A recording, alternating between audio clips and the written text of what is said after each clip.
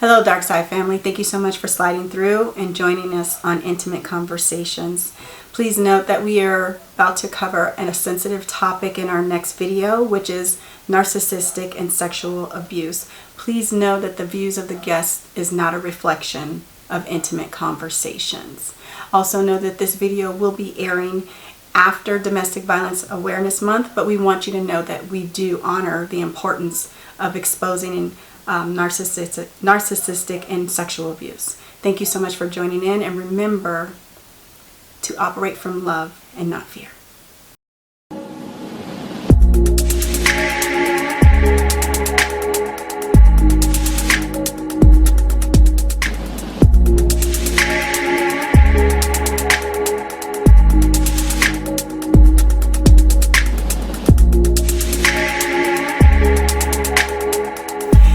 Hello, thank you so much for sliding in, Dark Side family. Today is a special episode as we are honoring Domestic Violence Awareness Month. We have 3 special guests who are going to share their experiences in regards to narcissistic and sexual abuse.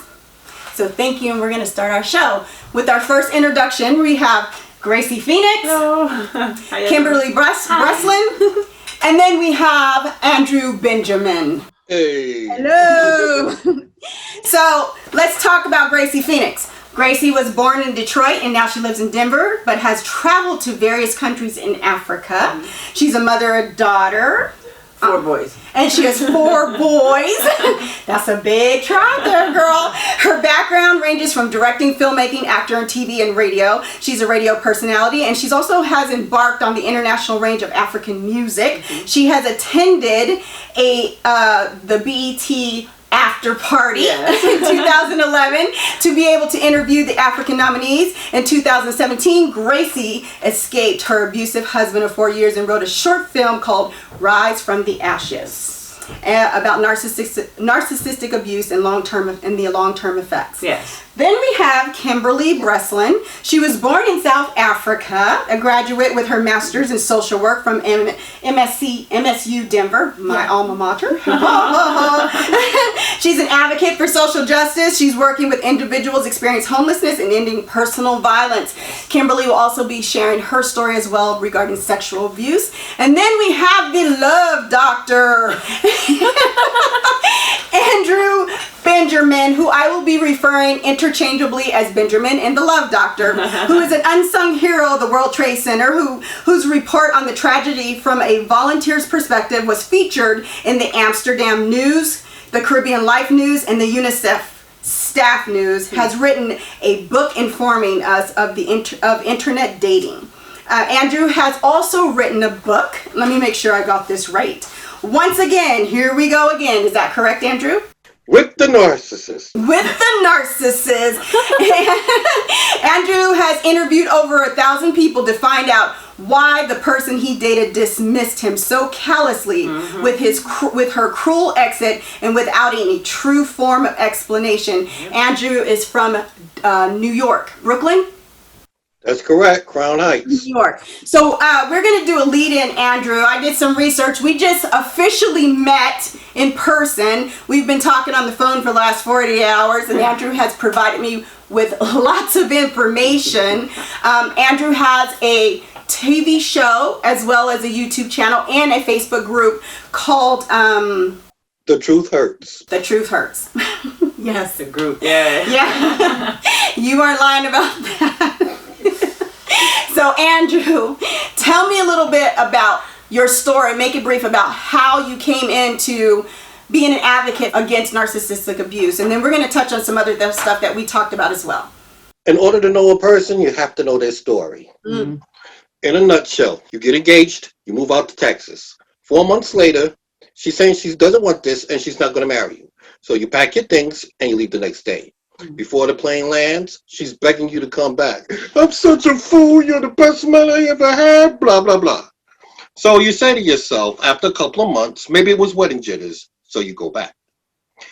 2 months later, she's seeing someone else. Only to find out the person she's seeing has been there the whole 2.5 years of the engagement. Per the man's request, no one's serious, just someone she's sleeping with.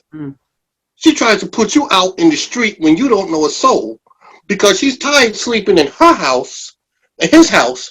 She wants him to sleep in her house. But due to the fact that you got residency and she can't put you out, she'll call the cops 5 times with false accusations that you hit her so she could get you arrested. And while you're in jail, get the court order protection to put you out when you get out. She calls you 5 o'clock in the morning from the man's house to tell you she's sleeping with him. While he texts you, she's in good hands. You lose 8 jobs in New York being in Texas, 4 jobs in Texas being in New York. You're now stuck with a $30,000 car note. Wow. That's narcissistic behavior. Yes. It's extremely self-centered. And they lack empathy and remorse. Thus, they can do anything to you and not feel bad about it. Now, since it's narcissistic behavior is extreme, they don't get you mad. They get you enraged. Yes. To the point where you don't want to fight them. You don't want to kill them. You want to murder them. You don't want to kill them because that's just too good. You want to murder them. Remember that scene from Sin City where he started choking or walked to the point where his eyes curled back and the blood started coming out of his eyes? That's what you want to do with them. Yeah. So let me ask you this. So going through that, you ended up writing a book. Is that correct? Yes. It was you, and you have to learn to deal with your feelings in those situations. Yeah. Now I want to tie something in. Because all 3 of you all did something very powerful. You wrote a book. I called it a dang on thesis. It was a 500-page book. And you wrote it in 4 months. Is that correct? 4 months I wrote it, and then after I learned what narcissism is, I spent another 4 months learning narcissism so I could interact the story with the behavior. Yep. Now what Gracie did, she made a film. And she did it in 2 years. So you wrote a book. No, I did my movie in a couple months too. Oh, okay. So check it out. So you did this book. Oh yeah, right after that freaking situation. Yes, you did a book in 4 months. She does a film in a couple of months, and then Kimberly here, she goes and gets a master's in social work. No, that's right. You know, and so you see how deeply it affects you. Yes, so this is how abuse can affect you, but this is a beautiful thing because I wanted to have a male perspective, as I think is very important for you to tell your story. Also, you have your YouTube channel. There's a couple of videos that I reviewed per your request. I'm going to mention some of these videos. Now, the first one you put on there, does she deserve an ass whooping? Now, wait a minute. You proposed to her on your TV show. By the way, he has a TV show, okay, as we mentioned before. You proposed to her. Now, was this when you were in New York or in Texas? In New York. Okay, so the TV show was already established. Yes, at Brick Media House. Why did you propose to her on TV?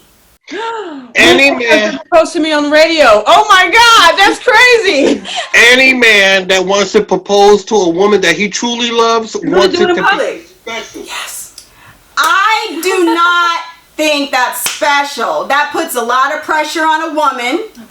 And some women who are not strong enough will be forced to feel like they have to say yes.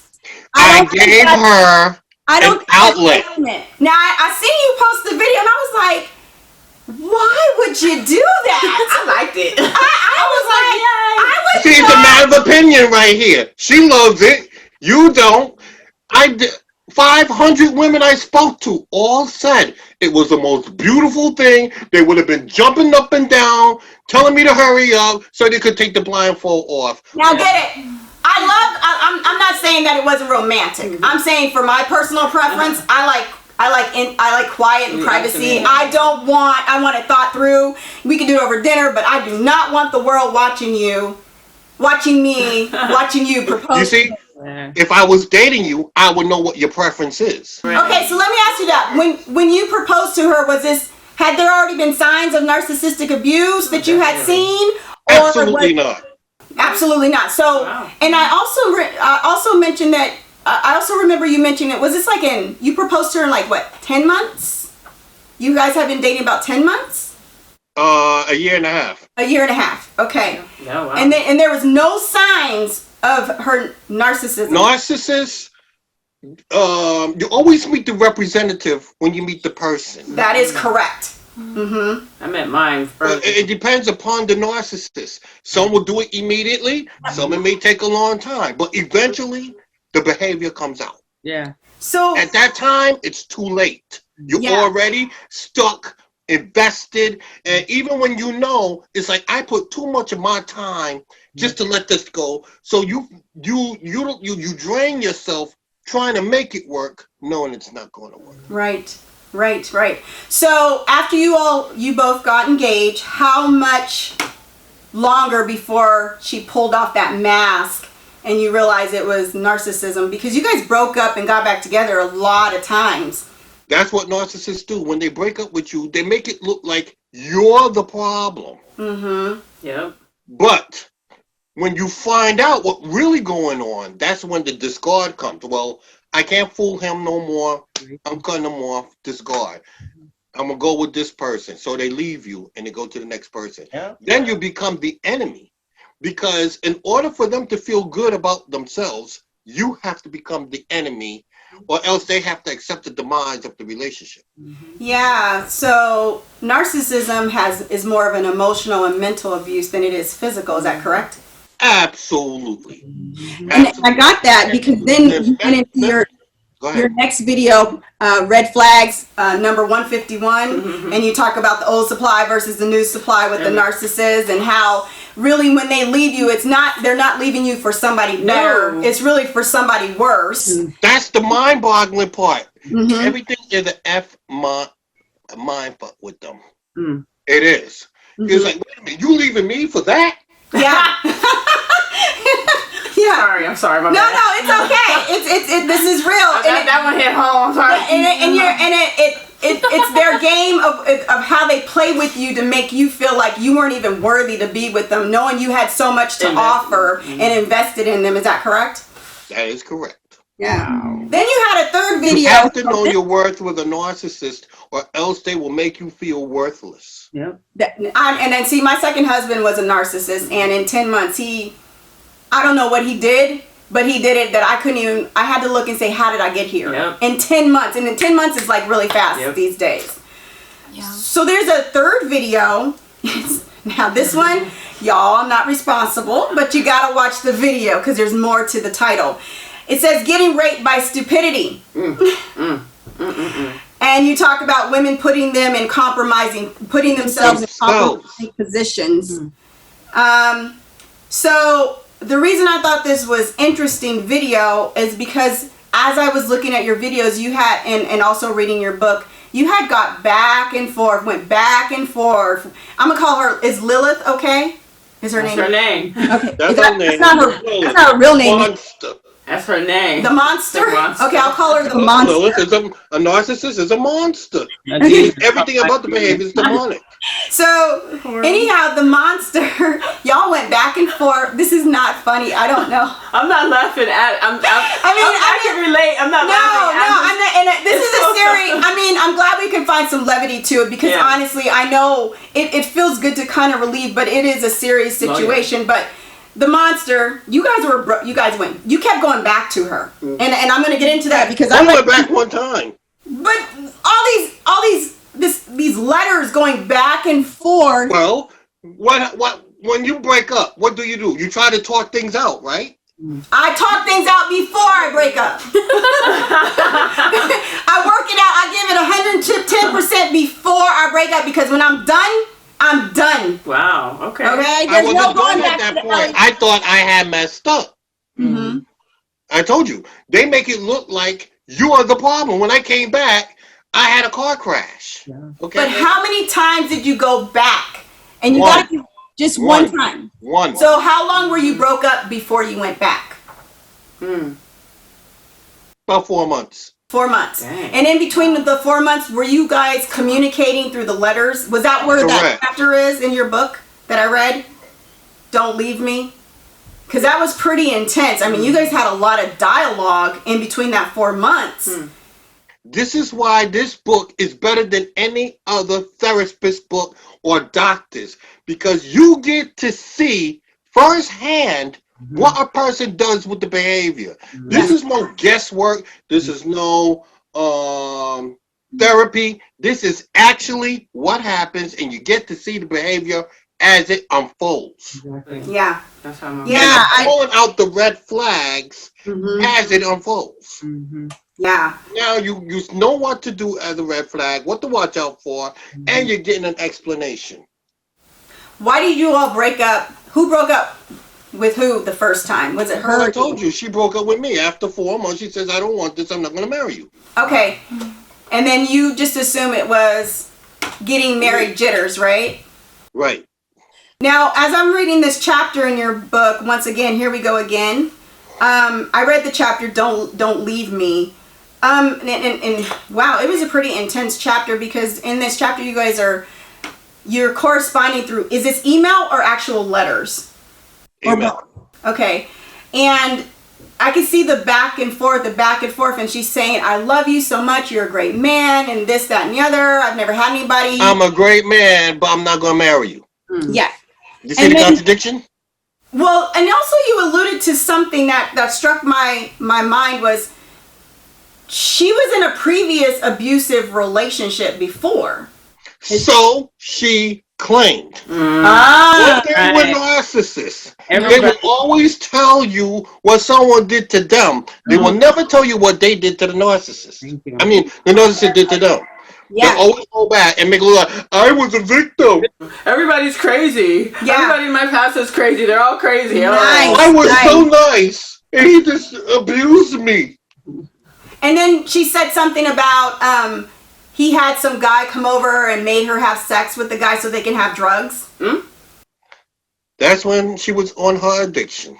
So she was on an addiction. Now, I do find my ex, he was on addiction too, and I think he went into cocaine. I have no proof, but I have proof by some investigations of some numbers that were left hanging around that I called, and they were like, hey, if you know this person does drugs. And so most times narcissists do have some type of substance abuse. Is that correct? Would you say so? Mine doesn't. That's a human nature thing. Yeah. Mine didn't. Yeah. You don't have to be a narcissist to be on drugs. Yeah. But they do interact. Just like how drugs and sex interact, it's the same thing. Yeah. Do you think did you allude to that they have sex addictions? I felt like I read that in the red flags, they have a sex addiction, would you say? Yes. That's a good one. As a matter of fact, Sex addiction? Or they just use sex to fulfill a need? Maybe that's a short... they control you with sex. Oh, yeah, they can. Yes.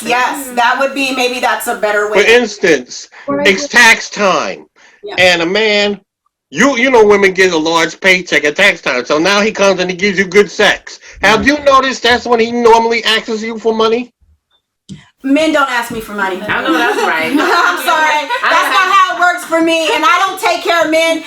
Men take care of me. So all that shit about women saying, oh, my lights got cut off and I need food. I was like, nah.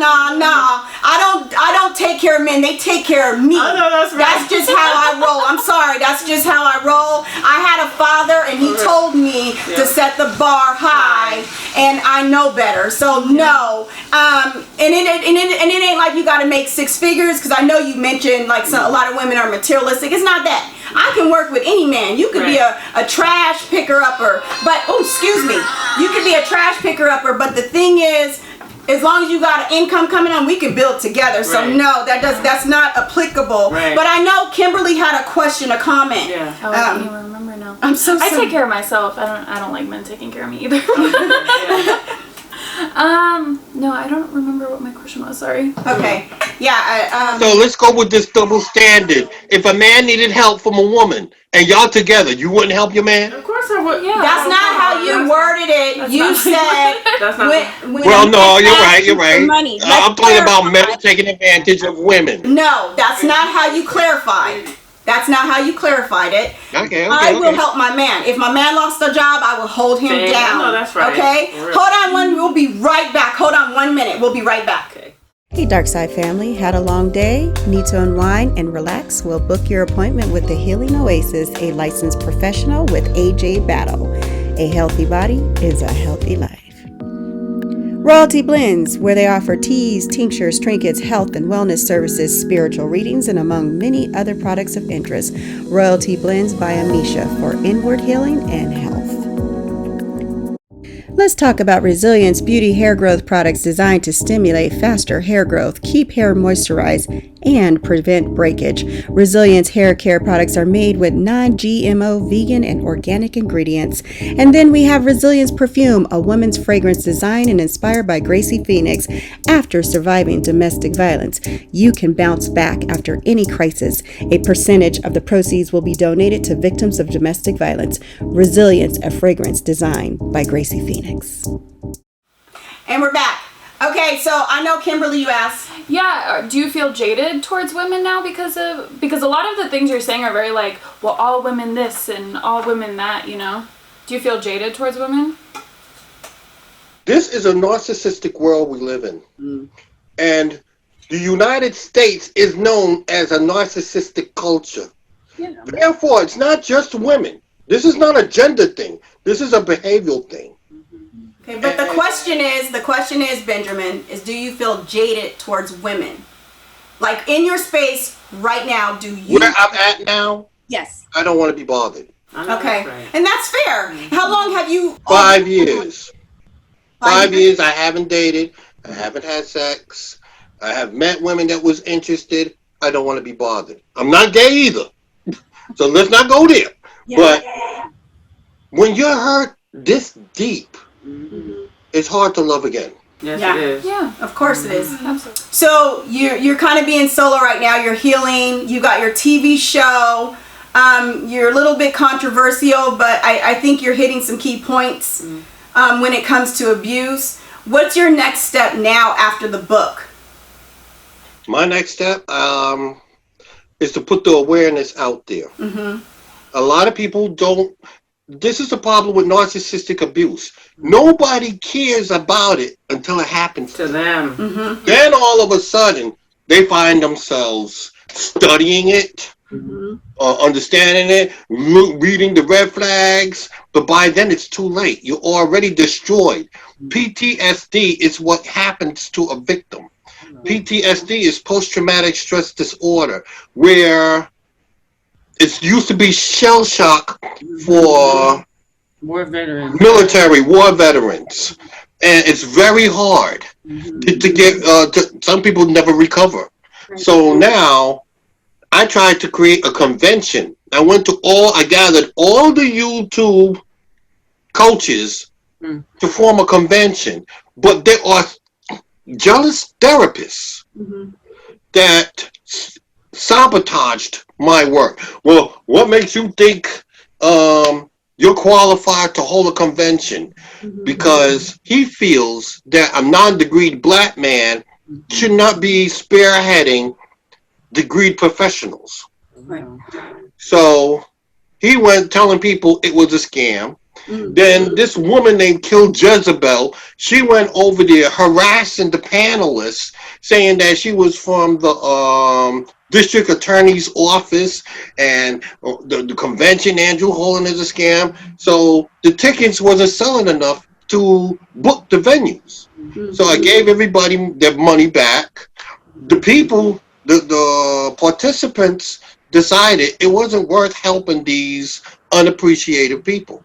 So I went back to school to get my associates. I was going to become a doctor, but you can't become a life coach with a doctor's degree. You have to do it based off of life experiences. So you have to get certified by the ICF, the International Coach Federation. So after I got my degree, I'm a college grad, I am now presently in school for life coaching because you need 60 hours training. Now, when I finish that, there is a law called Lillard's Law that will make this behavior a crime. What people don't understand is narcissistic abuse is mental abuse. Mental abuse is worse than physical abuse. That is correct. you can't recover from physical abuse. You can't recover from PTSD as easily as people think. Yes. So now, what's the first thing a person heard you say? Oh, you crazy. Go get some therapy. But therapy costs thousands of dollars. So now Lilith's Law will force them to be accountable because I wasn't crazy before I met you. So you're the cause. So now you have to pay for my therapy. Thank you. Yeah. Yeah. Good. You have to pay me. Some people have lost their jobs. They couldn't hold their jobs. Yeah. Me, I couldn't keep a job. When I came back from New York, I was so Broken. destroyed, broken. Yeah. I'm an executive assistant for Fortune 500 companies, Thank you. for law firms. I couldn't think. Yeah, me either. My friend had to get me a job throwing trash in the trash compactor. Yeah. And the only way I could feel good about that is every bag I threw into the garbage had a body part. I figured like I played like I was Dexter, and I cut up the body after I killed him, and I tossed the bodies and I had to get rid of it. That was the only way I could keep my sanity. Well, I do appreciate you sharing your story because narcissistic abuse is very prevalent and it does affect you emotionally. I want you to keep us posted on Lilith Law because you're trying to get that passed to make it legal. Is that correct? Is there are you trying to get... There's a petition out. There's a petition. Okay. There's a petition with the articles. It's welcome. Anybody who also has any ideas of what laws should be should come to me so I could incorporate it. Because when Trump gets out of office, I'm going to Congress with this right away. Right. So before we close out, do you ladies have any questions for him that you would like to address? Come on, ladies. I mean, I know the brother. We have spent hours on the phone. Yeah. So, Yeah. I mean, because we sit back and forth and kind of just giggle at this. Like, not laugh like it's funny, but it's shock and awe type laughter. You know, like, oh my God, I can't believe somebody else can freaking relate. I can't believe I was that stupid. Yeah. What do you think you'd want to like say to other men that are potentially experiencing narcissistic abuse? Well, it's not just men. I told you, it's men and women. It's just that. Now, this is funny. People.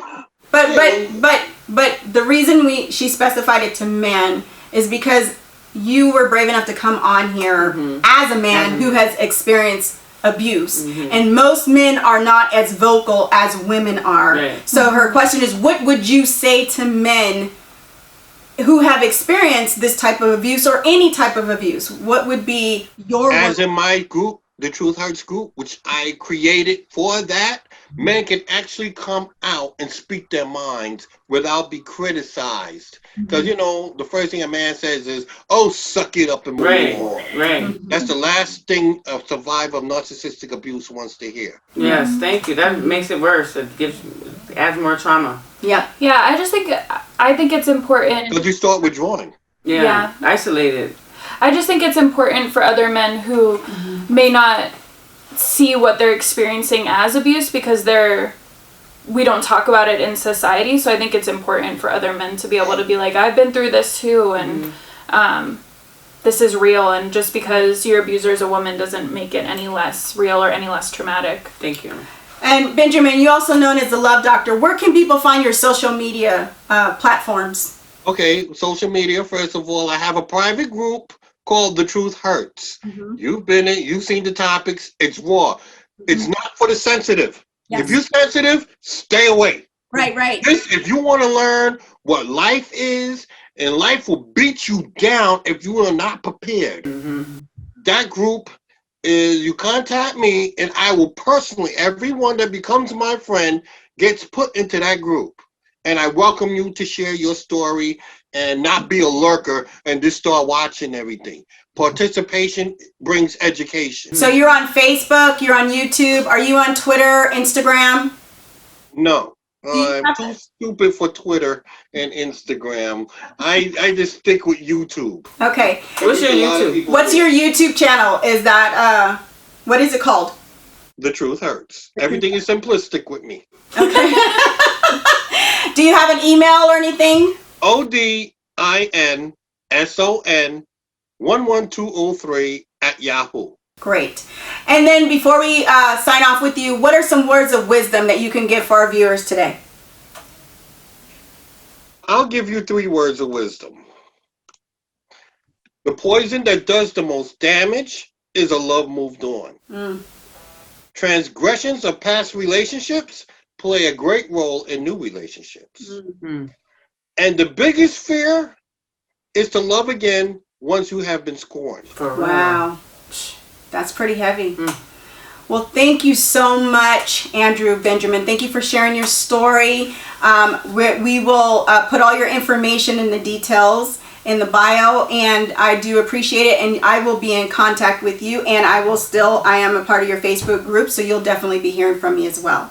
Thank you so much. Okay. Bye, ladies. Pleasure working with you. Bye. Bye.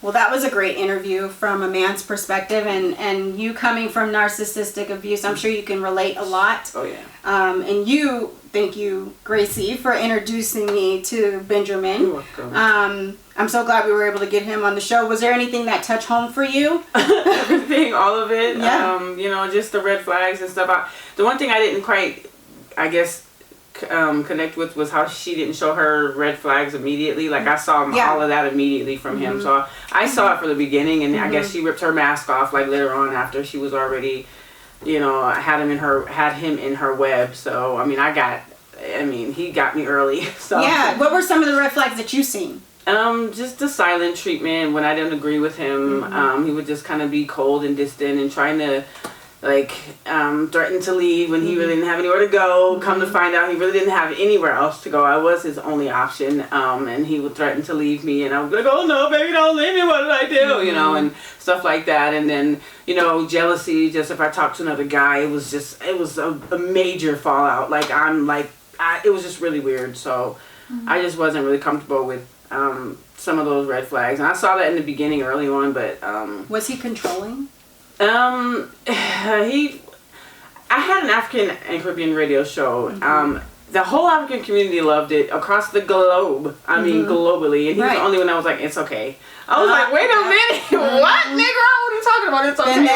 Been there. Totally understand that. Definitely, diminishing and belittling my art and in my craft or whatever it was. It wasn't good enough. Nothing was ever good enough. Yeah. Yeah. I also feel like, the silent treatment, and then also like if you talk to another guy is kind of controlling behavior, because it's having you it's forcing you to fight for him in a lot of different ways, like fight to break the silent treatment. Like he's in control of it, so Yeah. Oh, okay. I didn't even consider that. That's a very interesting concept because mine would just be gone for 2 or 3 days. Yeah. Wow. Wouldn't return my phone calls and then come back and try to start an argument so he can turn around and leave. And I could be like completely silent, not say anything, have dinner cooked, and just be quiet, and he would just try to poke. Yeah. So I get it. It is a very controlling nature. You also did a short film called Rise from the Ashes. Yes, I did. Oh, yeah. and actually, Miss LaDios Muhammad here was one of my casting. She came in for a casting call, actually, and I couldn't afford her. She was so professional. I was like, no offense to the rest of my team, I'm not, y'all the bomb too. Yeah. But I'm just saying, the way she came in with the resume and headshots, and I'm ready to go, let's do this. And I was like, oh my God, I can't afford this lady. But I seen the film, and let me tell you, everybody in the film was the right people for the film. And I'm a firm believer, what's for me is for me. I watched the film, and it was a really good film. Thank you. So from beginning to end that was your story, right? Literally the verbatim, story. Everything you see in the movie, from the props to the car to the beer to the accent to the triangulation, the relationship before I got with the husband. That was kind of interesting, that relationship, because you just up and left with some strangers to go to Africa. It wasn't, I went with him. I didn't go with her. Okay. She was his wife, and I went with the husband, and she knew about it. I met her ahead of time and stuff like that, and she was cool because he's an African, they believe in polygamy and stuff, and so she was like, okay, well, it is what it is. My husband's gonna have another woman. What can I do? Yeah. So it wasn't a secret. I mean, I was never hiding from her as some mistress or something like that. No. Yeah, I got that. I got that in the film, and I thought that was very well put together. Thank you. Do most because your ex-husband, he was from Africa, right? Yes. Do most African men practice polygamy? I don't know. I mean, I think all men want to have more than one woman. Am I lying? Is that right, Mr. King? No, I don't know. I mean, I don't know about the culture. He's like totally quiet, like I'm not even gonna answer that. This is y'all's conversation now. I think it depends on the culture. Yeah. I've met both men in Africa in different cultures that believe in polygamy and believe in monogamy, and I do think polygamy is a little bit more accepted than it is in the United States. Yeah, I don't know if I really have a problem with polygamy, and as long as we can reverse it. Thank you. And I can have more than one husband now too. We're talking. Now we are talking. Finally. Yeah, I was the only one that felt that way. I totally equal. Yeah, I totally am okay with that as long as it's not a double standard. Thank you. But also along your experience, not only did you create a short film in 2 months, as you mentioned, and you went to the film festivals and you got an award, didn't you get an award? I got nominated for several awards. Nice. Yeah, nominated all over the world. I even have because I had it shown in France in Cannes. I think had Cannes, whatever. Yeah. Oh, really? Yeah. That's cool. Thank you. Yeah, that's really big. So, thank you. Wow, she's so I had to have it like subtitled in French. Okay. So like I have one in French and one in English, and so that's super cool. That's really good. That's amazing. Thank you. And also that blossom out of all that experience is your fragrance. Yes. Tell me about that. Show our viewer your fragrance. You guys, I brought some for you guys as well. So there you go. You're welcome. This is so cute. This is so cute. I have a fragrance too. You do. But this is not about me. This is about y'all. It's called Resilience, and it smells delicious. Thank you. Oh, I will be wearing this. This smells delicious. Thank you. Yeah. Tell me about Resilience. Tell me a little bit. Resilience was born not for survivors of abuse, but just to remind survivors and other, people out there going through trauma and other PTSD and other things in their life that they have to get over and overcome and bounce back from. So I guess the what do you call it? The word with the word that word, the tagline, or that word that they use, whatever the word is. What is it? It's bounce back. Oh, bounce back. Kind of like how you bounce back from whatever trauma you've experienced in the past and stuff like that. So just a reminder that you can still overcome things and stuff like that. So that's where resilience came from in the name. And I also have a just a beauty line in general. Yeah, talk about that. Yeah. This is my grease. It's hair growth grease, you guys. So it's all resilience related. Yes. All around the idea of resilience and bouncing back. We'll put a picture in that, and then thank you. Yeah, we'll take a picture of that as well. Thank you. Now, so this was a lot of times when there's abuse, it may start at home. Mm-hmm. Did you have any abuse at home in your childhood, in pre-adulthood, in high school? Did you have anything? Nothing. This was the first time that happened ever.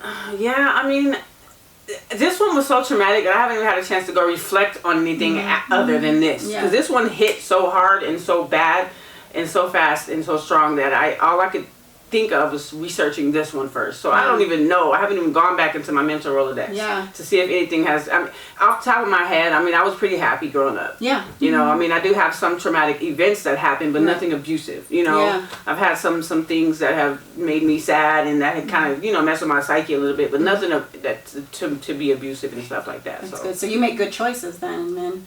Oh, I don't fuck around. Excuse me. I don't fuck around. Okay, that's why even with my ex-husband, he was a great guy. You know what I'm saying? That's what got me. Because even to this day, he's still a good guy. Yeah. So he's not like this terrible human being or whatever. Yeah. But that just the narcissistic characteristics, those traits, those personalities, that's that took precedence. And I was like, I'm out. I can't handle that. So. Right. So I don't mess. How long were you in the relationship? 5.5 years. I need to change my website. It says for 5.5 years. I went back and counted. So yeah. And what was the breaking point for you? The breaking point was when he cheated, because I could handle everything else. We even had an open relationship where he could date other women. So when does it become cheating if you have? When I don't say okay. Oh, okay. So then basically there has to be an agreement. An agreement. Yes. And I have to pick her. Oh, okay. There you go. No.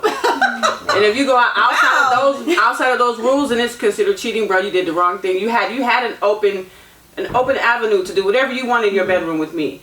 Mm-hmm. And even without me, but I have to be the one to say because it's our relationship. Yes. So So it was a betrayal, not necessarily him being with someone else, but that act of betrayal. Yeah, going behind going you. behind me. Yeah. To do it when he had an opportunity to just, hey babe, this girl, I like her. What do you think? You know, that's all you had to do. So, but no.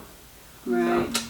Now, Kimberly, I know we did some offline talking, and you had mentioned that you have suffered from sexual abuse. Yes. As well, and also you had a boyfriend who was abusive as well. So, yes, tell us a little bit about that, because I want to know how that led you to your journey to do a little bit of social work. Yeah, so I was born and raised overseas, and then in South Africa and Mozambique, and so every year we used to go to my grandparents' house for the summer or for a couple months, and I would stay there, and I was sexually abused every time I saw my grandfather for about 7 years. I disclosed my abuse when I was 13, after I was sexually assaulted at my uncle's wedding by him. And so I decided to come out because I finally felt like I had the languaging for it. I finally felt like, well, I also felt like since we moved to the States that it would happen a little bit more consistently, so I had that kind of fear going in.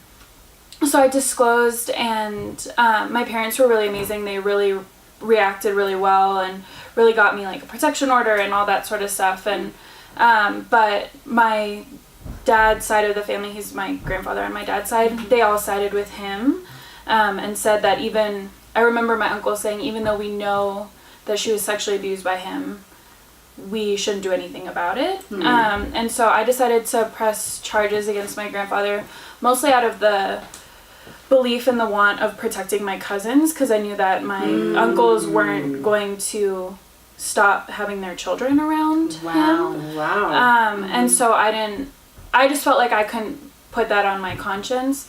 And so that was my main reasoning. But I went to court at 15 because court takes forever. So I waited 2 years and got pulled out of my sophomore finals to go to court, and he was found not guilty. And I feel like, there's a lot wrong with our justice system. I mean, it's horribly corrupt, it's horribly racist.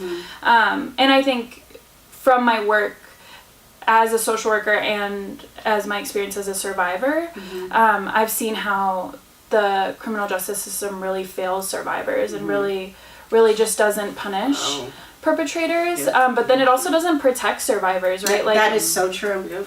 Yeah. Because they, what do you call it? When you put a restraining order, those do not work. No, they don't. They do not work. By the time they're here and you call the police, you could be dead. They just don't work. They don't work. And I know of women who died because they've been waiting on police to show up for protection orders. And I mean, a piece of paper doesn't do anything. And then a lot of the time they'll break the protection order multiple times, and they'll be like, okay, but he just texted you, or he just did this, right? And it's like, but there's a buildup of behavior. And I think there just needs to be so much reform done and so much change.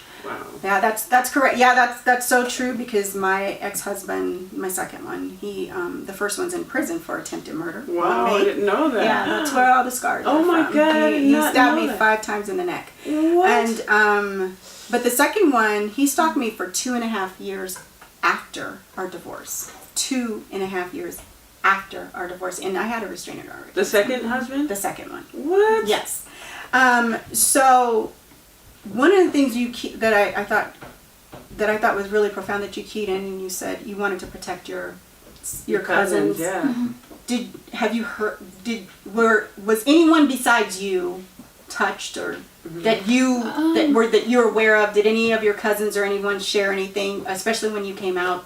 No. I'm not aware of anyone else. I know that he was generationally abusive, so he did abuse other people in my family. I also know that he probably abused other people in the community. My cousins have never, my grandfather was a mayor of like a small town in Massachusetts and stuff, so he had like power. Do you think that has something to do with him getting off? I think a little power in the judicial system. I think being a white man, you just get off. But I think that was completely honest. Wow, that was so well honest. Yeah, and I think, that's just my honest opinion. But I also think that, you know, you have abusers on every level and all over the world. And I feel like abusers that abuse people sexually, they don't stop. But the amount of power they have allows for the amount of, like, victim pools, right? So you have, like, people like Jeffrey Epstein or people like that who had so much power and so much access, so they were able to abuse so many people. And people with not as much power might not be able to abuse as much, but they still abuse. Right. Wow. How did you go through your healing after that? I mean, that Yeah, 7 it was years. horrible. 7 years is a long time to keep And a child, secret. too. And a child at such a young age. Did you go through counseling, therapy? How long? Yeah, I completely fell apart, I think, after my trial. I think I just felt broken. I ended up dropping out of high school twice. And yeah, and so it's actually kind of, I'm very proud to have a master's and to, you know, have graduated college and to really, I didn't think I would live past 16. I attempted to kill myself. I had a lot of, but what I had that I think a lot of people in my situation might not have is I had a really amazing support system in my parents and in my sister, and they really helped me heal, and they made me work, you know. But I feel like I also had to grow up really fast because I was exposed to pretty extreme violence pretty young. Wow. So yeah. Wow. That's super heavy, and I want to thank you so much for sharing in this space. After you've experienced something like that, because it seems like you experienced in your more young adult and you've experienced in childhood, how does that play on going into future relationships for each of you?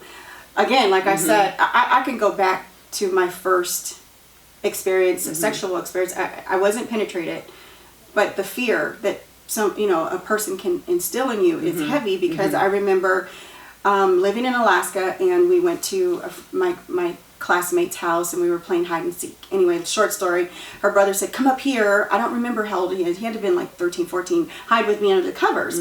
And he made me whack him off. And I was like 6. I don't know what I was doing, but I knew it was wrong. And I was scared. And I never told my parents, because he said, if you tell your mom and dad, I'll kill you. I'll kill you and I'll kill them. And so I can understand the manipulation. I asked that question not to patronize, to understand that when you said there's no words to articulate what your experience. You don't know. 6 years old is a very young time, but as you go into adulthood, how do you said that there was also, you had a relationship, a boyfriend. Okay, I don't want to assume. A boyfriend who was domestic violence, who was an abusive person as well. Tell us a little bit about that. And then we'll swing back over to you, Gracie. I think I have a really hard time in relationships. I'm currently, I think my only out of my group of girlfriends that doesn't have a partner. I think relationships are really hard for me. I think especially after this last relationship, I think I've always wanted a man to love me. I think I do have a lot of issues around that I need to work on. But I picked the wrong person in college who really just made me feel worthless, like I was nothing, who, made me feel like he was embarrassed of me consistently. But I think what really kind of hit the final straw was when he sexually assaulted me. And he knew my history and he knew my trauma. And I think what was so hard about that was you love this person, you explain to them all the traumatizing things that you've been through in your life, and instead of receiving you with love, they use it against you.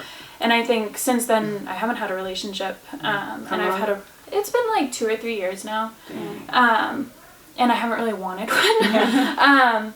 But I think it's hard to open yourself up in that way to love again, and then, or to love for the first time, because he was definitely my first love, and then have something like that happen.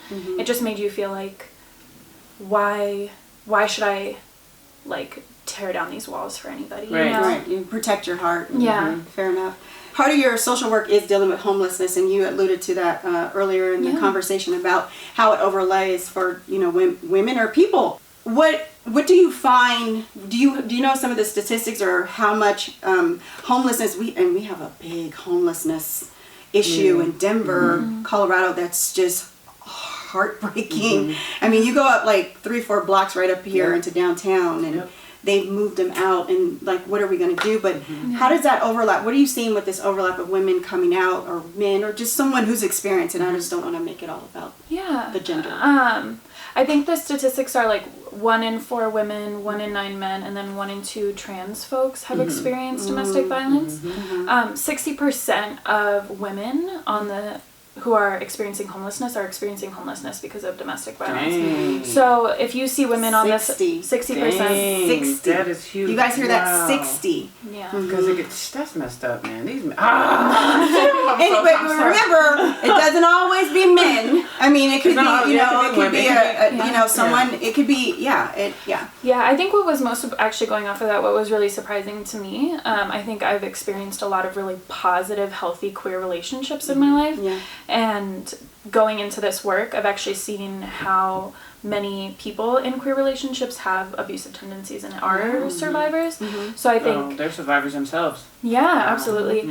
But I think especially with people experiencing homelessness, when you see the rise of COVID-19 and everything coming in, I mean, I was working in a domestic violence shelter at the peak of quarantine, and we had to like half our beds and all this stuff. And, it was really hard to say no to people who were so desperate. And you see a lot of, I think everyone just wants to put everything in a silo, right? Like, this is what domestic violence looks like. This is what homelessness looks like. This is what something else looks like. I don't know.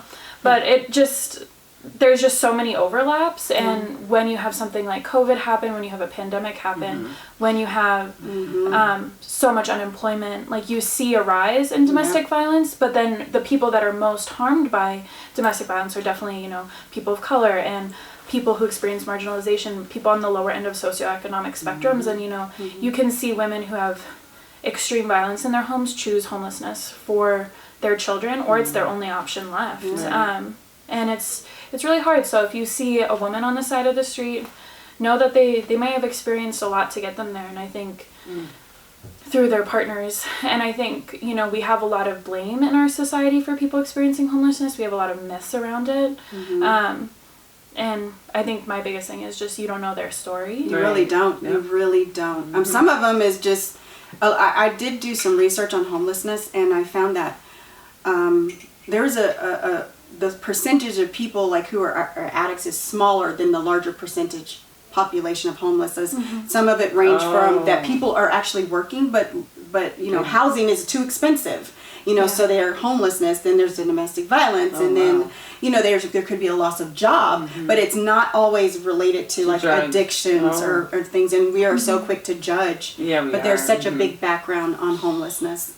Yeah. Speaking of addiction, what I find really fascinating is a lot of people start experiencing homelessness and they don't have substance abuse issues, they don't have addiction issues, but imagine living on the street, probably being violated, experiencing violence from police, experiencing violence from the population around you, and just experience a lot of systems failing you. I think it would be hard not to switch to substances, especially because I've seen women and men and just people in general who have survived like winters in Colorado because of meth use.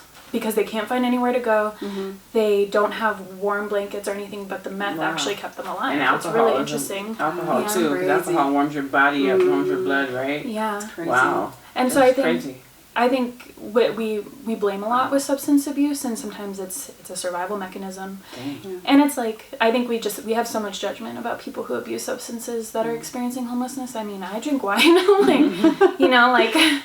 why is it so much more acceptable for me to use substance than for people to use substances on the street when they're probably experiencing a lot more violence on a day-to-day basis that they need to numb out with, Wow. Gracie, in your experiences, this is just one experience, what would you, because yours wasn't more physical, it was more emotional and mental, right? It's the film is about two, so it's two narcissists who were kind of in cahoots with each other to pushed me off. Whatever, we'll get into that later. Yeah. But I mean, I wanted to kind of piggyback on what you were saying as far for as sure. how they use all your flaws and your insecurities against you when you share your stories with them. And I had some very sensitive topics, things that that I really were sensitive about, and when time came up in an argument or some kind of way he could throw it at me. I've never had anyone in my entire life do that to me, and I was just like, what the hell is going on? Who is this person? Like, it was so weird. He's the first person in my entire life who has ever like made me feel worthless. Like who didn't love me for me, or even if they were faking it, at least they didn't show, because I don't know if it happened before, because I don't have the energy to go back and dig through my own relationships. I don't care. Yeah. They're done and gone, they're over with or whatever. And so like, but as far as, what happened to me, within the last couple of years, like, that was the one that hit home, and I learned from the first time. It didn't take me long. You scraped your knee once. I got a Band-Aid. I learned the first time. No, you're not I had to stub a toe. I broke one. So yeah. I'm kind of stuck on this. I'm kind of going back because it's been, you said it for 7 years. Your grandfather did this, and how did you hold on to that for 7 years? I mean, that's a heavy burden for a child to hold on for 7 years. I mean, just that, my heart is breaking to, like, that's traumatic to me. And then for you to just clearly talk about it, and I mean, people could say that about all of us, like, we can just openly talk about 7 years. What happened? Yeah, I think there was a lot of fear. He was a very,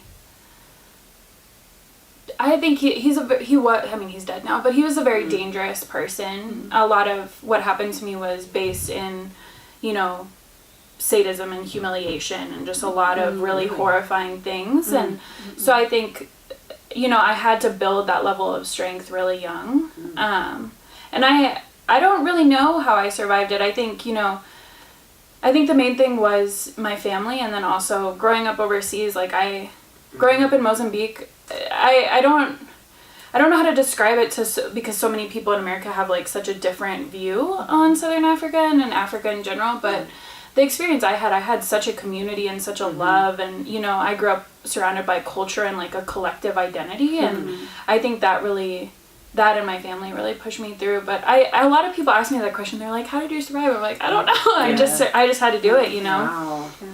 And I feel like I fell apart later in life. And I feel like a lot of survivors of either domestic violence or sexual abuse, sometimes I feel like they don't recognize what's happening to them, especially with domestic violence, because they're so busy surviving in the moment that they don't have the ability to like really reflect on what's happening to them. And then once the relationship ends or they're able to move on, then they like fall apart mentally. Then they fall apart. Oh my God, I didn't think about that. Yeah, because you had to raise your children and you didn't have time to heal. And I think that's a big deal, is that we don't have time to heal, especially if you have children, because you're in a survival mode. That's what I call survival mode. You're just surviving, you're just walking, you're just trying to get yourself together, because now you're at a space, right? And I think we talked about this offline, that you're co-parenting. Yeah. But before, you probably were just on pilot. I was autopilot. Yeah. Like tying my shoes. It was just a robot. Like, okay, let's do this. And then when he would leave, I'd break down and stuff. But I mean, I think we spoke, on the phone earlier, and I mean, he's not the same person he was. I think we both kind of grown over the last 4 years or whatever, since we've been divorced. But I mean, he's definitely made some efforts to start becoming more aware of his abusive nature and stuff like that. So, I mean, he's not the same person. I'm not the same person. I don't feel the same way I used to, but I'm still like, arm's length distance. I'm still keeping my ears and eyes open to make sure that I don't fall for anything. Or, I'm just trying to make sure I'm aware. It must be really hard to co-parent with someone who has abused you. It's not as hard as it was before. We have made tremendous strides. I'm so proud of us. Thank the heavens. You have no idea how far we've come. So, I mean, but at the beginning, yes, it was definitely a hell of it was traumatizing.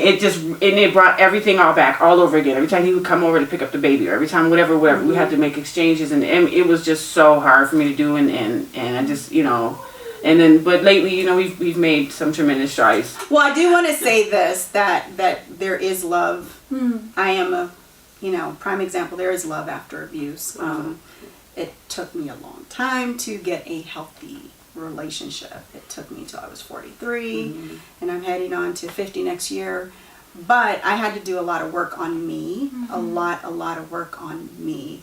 So, but I like that the space you guys are in, because a lot of times people want to jump out of a relationship and they don't do the work. With the work, you yeah. know? How do you work on yourself? Because that's the thing I'm having trouble with. I mean, I'm so focused on trying to figure out what the hell happened to me that I haven't even looked and seen what I, because I mean, it's never our fault. Abuse is never anyone's fault. No, it's not. I'm not going to sit up here and say I played any hand in it because I'm sorry I didn't. But because I was manipulated and traumatized and pushed into that category and I was targeted, not, Right.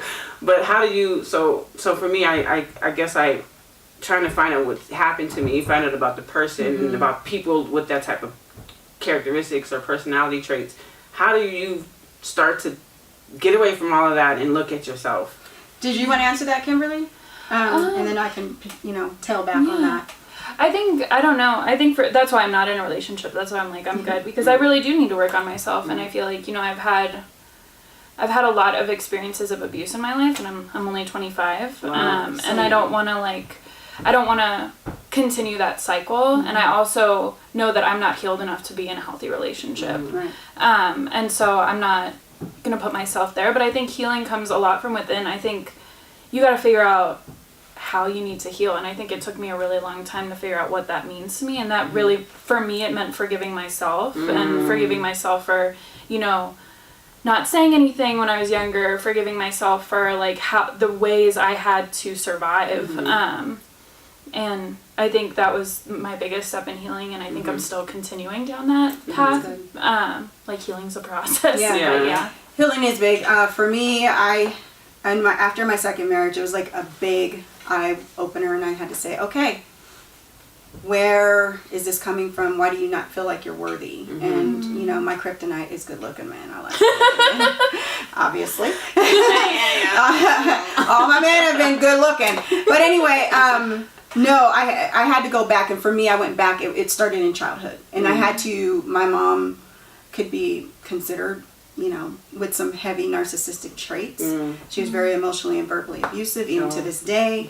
And I had to go back and do the research to find out why I was attracting it, and then reprogram myself and rebuild myself back up. Okay. And it took time. It took almost 4 years. But I wanted to put the time in, and that meant no dating, no sex, no nothing. Just working on me. Yeah, no sex. At least to the tail end when you're like getting ready. You're horrible. But I mean, it was really all about me. I started to find out what I like to do, going back salsa dancing, doing things, and I'm not afraid to be alone. Like I will get dressed up and go out on a date with myself. Me too. Go to the movies, go to the bar, go shoot some pool, go hiking, I'll go on a vacation by myself. But I really took that energy and put it back in me. And I think sometimes it's just easy to break down and lose yourself and forget who you are, and you just have to rebuild that foundation. But this time you actually build a foundation. But that's where I'm at, like trying to remember who the heck I was before. I mean, and I'm kind of doing that slowly but surely, but it's not happening fast enough. Hurry up! Don't rush the process. I'm being funny about the, what I mean by saying I'm rushing or whatever. Hurry up! But I mean, I'm not trying to rush it on purpose. I'm just like, hurry up, because I got shit to do. I have a life to live. I have things I want to do and things I want to pursue and. I feel like I've heard a lot of survivors be like, I want to be who I was, I want to find who I was before, and I've always really struggled with that because I'm like, I don't know who I was before my abuse. Wow. And so, how young was it again? 6. Wow. That's 6 is like when you know what you want to do in life. At 6 years old, I was like, I know I want to be an actor and a writer, and so somehow that got a little bit convoluted and corrupted because of the trauma. Wow. Yeah, and so I don't know. So I've had to find who I am now, and who I am, who I am is, I feel like I've found is who I am is very powerful. I've had to survive a lot, and I think I've come through a lot with a lot of love and a lot of empathy for other people. But I think, I don't know, sometimes I feel like when I've worked with other survivors, they get in this trap of I need to be the person I was before, and maybe you don't need to be the person you were before, because trauma does change you. It does change you as a person, and it doesn't make you any less of the person who you were before. And if you're just a different person. Yeah, if you didn't change, there's something wrong. And obviously, I still had a lesson to learn, hence why I got in a second abusive relationship. I had to learn something, and I do not have any regrets of my lesson. It was something that brought me here. So what are some resources for you know what? I really don't like that word survivor. And victim. So it's to me there's 3 levels. There's victim, survivor, and for me I say thriver. There's thriver, but I say transition. Once you transition, you're not coming back. Oh, okay. So I'm a transition of someone from domestic violence. But people who are victims or people who are survivors, what are some resources that they can go to or utilize to help them to get out of that? Yeah. So wait. Okay. She Sorry. just walked off the set. I'm sorry, my bad. I'm sorry. Okay, so Gracie decided to join us back. I was like, did she just walk off the set? Be looking for the blooper. But back on a serious note, what are some resources for people experiencing domestic violence and they're trying to get out? What are some resources that you can tell our audience they can go to? Yeah, so I would definitely look at the National Center for Domestic Violence hotline. They can give you hotline specific resources for your state and also like safe shelter if you're experiencing anything else. Sometimes survivors of domestic violence also experience human trafficking or sexual violence, so they can also connect you to different resources within your city or state. So I would start there first. I think also really looking for groups would be important. I think for me, when I was, really healing and trying to come into myself as my identity as a survivor, it was really hard because I didn't really see like many survivors that were like successful. I think we have a lot of myths around like what survivors look like, how they act, what it means to be a survivor of domestic violence or interpersonal violence. And I think, being in groups with other women or people my age was really helpful, and really seeing like, wow, like this is actually a lot more normal than it is, which is sad, but also you gain a wider community. And then I think could be really important because unless you've been through it, it's hard to understand. Yeah. And definitely don't forget to do some therapy and counseling. I'm an advocate for therapy. Definitely. One time I went 3-4 years straight, so I get it. Yeah. So remember we got that bonus question we talked about, and then we're going to go into, we're going to play a game. First, I want to say thank you all for sharing your story in this space. I think it's really important. I always want to offer our audience an educational piece, and I always definitely want to end up on a good note. But our bonus question, I remember the little link I told you about Meg Thee Stallion. Yeah. Did y'all look at that? Yeah. So if y'all don't know, I guess Tory Lanez shot Meg Thee Stallion in the foot, and she covered him for a while before she actually said, okay, fuck it, I'm going to just tell the truth. And my thing is, because she said, one of the things that stood out, she says, I feel like black women are not really protected here today in society. But what are your thoughts? Because the reason I thought this was important, and I'm going to just kind of go back and circle back, but my co-host and I on our opposite segment, we did a movie review on what was that movie review we did? Antebellum. And I read some of the reviews, and one of the guys, I don't know what he looked like, but one of the person reviewing it said, if this woman was a soccer mom, they wouldn't have been looking for her. But because she was a high person in society, upper class, they were looking for her. That's not realistic for black women. Now they would probably, and he said they would probably look for a soccer mom that's a white woman quicker if she went missing than a black woman. What are y'all's thoughts on that? Do you think black women are not respected? I see you raising your hand. Go ahead, go for it. I think that women in general, from the beginning of time, I'm a strong advocate for female power, female empowerment, I'm not a feminist, like the word or the definition behind feminist, but I believe in female rights. And I have a strong belief that since the beginning of time, how dare they say that Eve was born from Adam when we were supposed to be born from clay. Okay, like we come from a man. Like I've never seen a man give birth. So ever since the beginning of time, women have been second class citizens or citizens at all. Or we've always been mistreated. We've always been. I mean, black, white, doesn't matter what race you are. So I don't care what race you are. If you're a female, you're second rate. But do you believe what she said is correct? No. Okay. What are your thoughts? I definitely believe what Megan Thee Stallion said. I think, it takes an enormous amount of strength to get shot in the foot and then protect a man from the police. I mean, we all know that Tory Lanez could have died from the police. Yeah. And she protected him. And you know how painful it is to get shot in the foot? Like, our feet are some of the most sensitive parts of our body. Ankle. Yeah. And to have that much love, that much empathy, that much strength as a woman, and be able to protect somebody, and then he's gonna use her for album sales, he's gonna traumatize her further. And then I think what I've been the most disgusted by, I mean, I've seen men's response to it that has been horrible, really supporting him, but what has really disappointed me more than anything else is seeing white women and non-black women of color really go after Megan Thee Stallion. It really disgusts me because I don't care who you are as a woman, you have experienced something in your life that has felt threatening, that has felt like your life, your body is under attack, and for you not to have the empathy or the love to support her in this is really, really disgusting. You are actively participating in traumatizing her and re-traumatizing her. Thank you. And so you're actively participating in her abuse by doing that. And I just think, white women really especially need to do a lot better in protecting and supporting black women and really loving them. Because black women really experience so much violence in this world, but they're constantly advocating, constantly loving, constantly have empathy for other women who have more privilege than them, who haven't experienced the same amount as them. So we need to do a lot better as white women. Thank you so much for sharing that. Wow. I appreciate that. Now we are going to play a game. I like games. All right. How we doing on time, Mr. King? Okay, we're going to take an additional 5 minutes. Okay.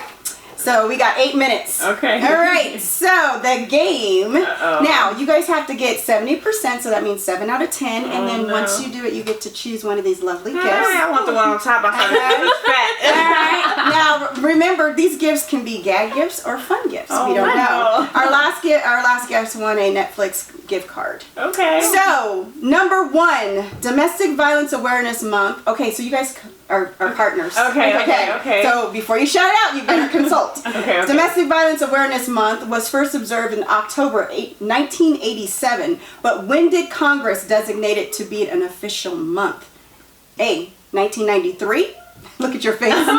B, 2001, or C, 1989. I think 1989. That's what I was going to go with too. Let's do 89. C, you are correct. Yay. All right. This artist was born in Senegalese, has received 3 Grammy Awards, was Akon. listed. Okay, let me get the question out. Let me get the question out. You're like, I know artists. Okay, I'm going to read the question. I'm sorry. Roll back. Okay, he was in Senegalese. I knew he was going to do that. I had a vision she was going to do that. He has received, I didn't even say has received 3 Grammy Awards, was listed as the #1 selling artist for the master of ringtones in the world, owns a diamond mine, and does philanthropy work. Akon. Which provides electricity and Akon, come on. Africa. Akon. Can I get the question out? I know. That's the rules. The rules is you got to hear the question. Okay. All right. Enough. Hush. I know that one too. A movie filmed in 2002. It involves a working class waitress named Slim, married to a wealthy contractor named Mitchell, and they have a daughter named Gracie. Oh, that's right. Her world is turned upside down, and when she discovers her husband is anything but perfect, his abusive behavior forces her to go out on the run. Who is the star in this movie? Wait. Okay. Jessica Alba. A, Jennifer Lopez. B, Charlize Theron. Wasn't it Jessica? It was J-Lo. It was J-Lo. Oh yeah, it was J-Lo. J-Lo, you are correct. J-Lo. I was going to say. As soon as she said enough, I was like, J-Lo. All right. Number 4. We think sometimes that poverty. Okay, this is a quote. Okay. By a famous person. Okay. All right. We think sometimes that poverty is only being hungry, naked, and homeless. The poverty of being unwanted, unloved, and uncared for is the greatest poverty. We must start in our own homes to remedy this kind of poverty. Damn, that's deep. So, A, Mother Teresa. B, Mahatma Gandhi. And C, Pope Francis. I would say A. But A? I'll go with A. Yeah. Is that your final answer? I'm guessing that's wrong. Is that your final answer? Is it Mother Teresa? Yeah, sure. Mother Teresa! I was like, you got it wrong. All right. Like, we totally got it wrong. Number 5. This movie was based on a novel called Push. It was written by Lee Daniels, the character played by Gabrielle Sidibe. Don't you say nothing that. Can neither read or write, who suffers constant abuse at the hands of her vicious mother, played by Monique. What is the name of this movie? A, No Love for Precious. B, Precious. C, The Hatred of Precious. B. Yeah. Is that your final answer? Yeah. B, Precious! We're going to finish this out. Precious is in there. All right. You're confused, us? Yeah. That's a lot of precious. No love for Precious. It's A. All right, 6. The national statistic domestic violence says 1 in 3 women suffer from domestic abuse. But what is it for men? A, 1 in 6. B, 1 in 4. C, 1 in 3. I think it's 1 in 6. Did you say 1 in 9 earlier? Yeah, we might have different statistics though. There are a lot of different ones. 1 in 6 then. Maybe. Let's go 1 in 6. 1 in 6. Is that your final answer? 1 in 4. You actually mentioned Oh, wow. it earlier Oh, I today. did? Yes. Okay. Yes. Yeah, it's 1 in 4 for men. Wow. Really? No, it's Okay, that's 2 out of Okay, so you only missed 1. The first one was wrong. I think we got the first one wrong. No, you got it you got the right. first one. Yeah, Okay, you only okay. missed 1. Oh. And Akon like 5 times. All right. 7. The celebrity star who is of Caribbean descent Yeah. Okay. experienced domestic violence and quoted. Oh, snap. She quoted this. She said she thought she could 100% change him, but realized if you put up with it, maybe you are agreeing that you deserve this. Who is this celebrity? Zoe Saldana, Nicki Minaj, Rihanna. They're all Caribbean descent. Yeah, no, come I on. think it's Rihanna. Let's see. Is it C? It has to, man, is it? I don't know. I don't know. You tell me. What is it? What is it? I don't know. Like on. What is it? Rihanna. Rihanna. Yes! Woo! Okay. Number 8. According to July 21st, 2016 of Institute for Family Studies, there were 8 reasons women stay with their abusers. I'm going to name 5 of them, and then I want you to name the last 3. Okay. Okay. 1, their distorted thoughts. B, damage of self-worth. C, wanting a savior. D, family expectations and experiences. E, isolation. Those are the 5. What are the last 3? And just for a hint, they're one words. 1 word. Finances. Yes. Yeah, that's a good one. Culture. Codependency? I mean, that's already kind of in there. Yeah, that's already in there. Mm-hmm. So why do people not go? Fear. Shoot. That's 2. Fear. Finances. Children. Children. Hey, you got all 3. Okay. Number 9. Which celebrity has experienced domestic abuse? A, Charlize Theron. B, Reese Witherspoon. C, Christina Aguilera. Or 4, all of the above. I think all All of the above. Yes! Tina Turner, everybody in the fans. All right. All of them. I mean, Number 10, last question out of the 10. What is the number to the domestic violence hotline? Oh, I do not know. Oh my snap. It's Is that the number? 1-800. So far, so good. Is it? Wait, No I'm gonna DV Google or it. NDV? I'm gonna Google it. No, you can't Google it. All right. It's like NDV or no DV. or something. 1-800. It has. What is it called? The number, the 1-800, the national domestic. got 10 What is seconds. it called? Domestic violence 10, hotline. What's it called? 9, 8, Yeah, I don't know. 1-800-665-5988. 5, 4, 3, I don't know. 2, 1. 1-800-799-SAFE or 1-800-799-7233. Okay. Very good, ladies. Awesome, yay. You guys got 80%. Good job. So I want you to go ahead and grab a gift. Okay. Grab you one. All right. And wait, now here's the deal. When you get the gift, you got to open it up and tell us what you got. Oh, snap. I was going to get the first one on top. I should have got Did that you one. want to get it? You ain't opened it yet. Nah, I'm good. Are you sure? I'll take my first instinct. Yeah. Give me a little Rubik's Cube. Oh, that is cute. Never figure out. Wait, there's something else in there. Oh, no. Is it? Oh, look. Oh, cool. Gold I'm coin. like Alex, I'm not going to put this on my chain, you know what I'm saying? I'm bling. Show your gift. Show your gift. My gift. Yay! Thank you, LaDios. You're welcome. So we definitely wanted to thank you all for coming into our space. We always want to end up on a good note. Yes, ma'am. With that, Kimberly, tell everybody where they can get your information. What social media sets are you on? Yeah, I'm on Facebook, Kimberley Breslin. I am on Instagram. It's Kim_possible44. Kim Possible. Yeah. Yes. So yeah, if you have any questions, feel free to message me. If you need any resources for domestic violence, I'm happy to also share those. Nice. Yeah. Go ahead, Gracie. Share your social media outlets. On social media, I'm Gracie Phoenix. PHOENIX is how you spell Phoenix. I'm everywhere, Gracie Phoenix. So Snapchat, Twitter, everywhere, Gracie Phoenix. Nice. It's pretty just scattered all across the board, so people can find me. So I like that. All right, and with that, we also like to close with some words of wisdom. You can quote, you can say whatever, but something to tell our viewers, to inspire them to keep going. You want to start, Gracie? Just follow your instinct, trust your gut. Don't ever let anyone tell you that you're tripping. If someone tells you that you're tripping and you're taking it, you're too sensitive, or you're just, it's not that serious, it's not that big of a deal. No, it is a big freaking deal. Don't let anyone tell you that you're tripping. Trust yourself, trust your instincts, trust your gut. Don't your heart and your head. Ignore those two. Trust your stomach. That's the words of wisdom for me. All right, and what you got over here, Kimberly? I think that it's never your fault, and you are going to find someone that will believe you, and those people are a lot more frequent in your life than you're going to think. Yeah.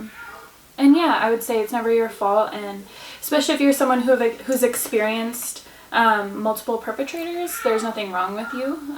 There just might need to be some healing done on your part, because we really do accept the love we think we deserve, so just trying to love yourself a little bit more. Yeah. So there it is. Gracie Phoenix says, trust your gut. Don't let anybody tell you it's not real.